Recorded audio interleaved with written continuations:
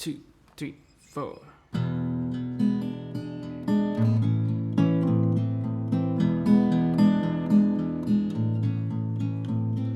Now I bury my smile and show no interest. Now I carry myself a little different. Now I avoid the woods.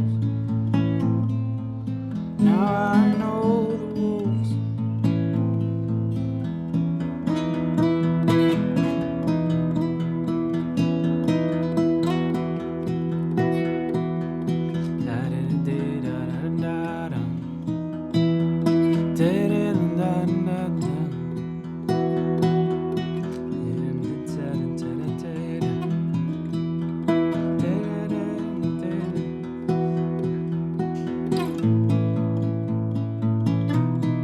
Though I got away,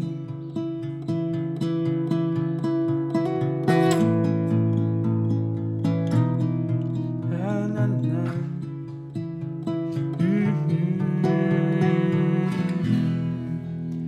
Hey, what's up, Jooba people? Welcome to this lesson. This is going to be Wolves by Jensen McRae. Really nice song, really good fingerstyle, intermediate level, late beginner kind of song. The only difficult thing about this song really is singing and playing at the same time. That's a little bit tough, especially the verses, because you have that line going up. Okay, but first of all, the tuning of the song is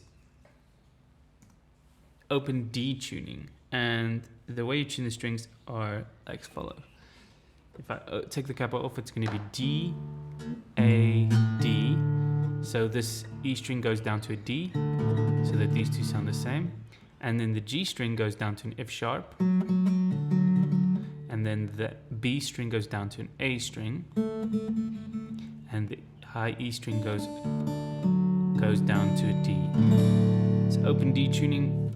Really amazing tuning to add to your repertoire. It's really nice. A bunch of songs written in this tuning. You can Google it to get a big list. But there's one other song that I did a tutorial of. It's called Both Sides Now by Joni Mitchell. Really nice song. And it also uses this tuning. So she plays it with capo on 1 sometimes and capo on 2, capo 3. But for now, let's just do capo 2. I was 15, still in Nevada. So that's going to be an E chord, but we're going to call the chords as if they're in the key of D. Okay. So the chords that you need for this song is D. But you could also play it here on that's 5, 7, 8th fret on the G string. So let's just start with the verse section. Okay, so for the verse, you're gonna have just basically a D chord, but it's actually a D6. This is my fingers on the 5th fret, and then I'll go to 7th fret, and then to 8th fret. And that's gonna repeat. I should actually go to the tab just for this intro part. Okay. So you guys can see this. So we got, for the picking pattern, you just got this pinch going thumb, index, right? So you got 5, 7, 8, twice. And that repeats twice, so.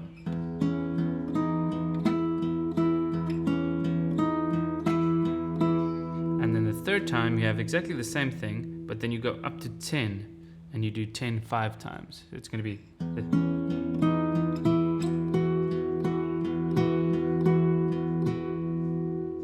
Okay. So let me just repeat the whole intro. Okay, and I'm going to open the big tab here so you guys can see it and then hear it at the same time. There we go.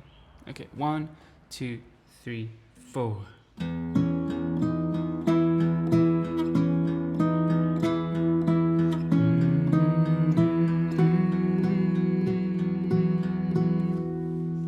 Okay, so just to repeat here, we've got the first one 2 times, 5, 7, 8, 8, and then the third time, 5, 7, 8, 10, 10, 10, 10, 10, 5, 7, 8, and then you just keep repeating that thing for all the verses. Okay, once we get to the pre-chorus, we have some really nice chords, G, A, and B minor.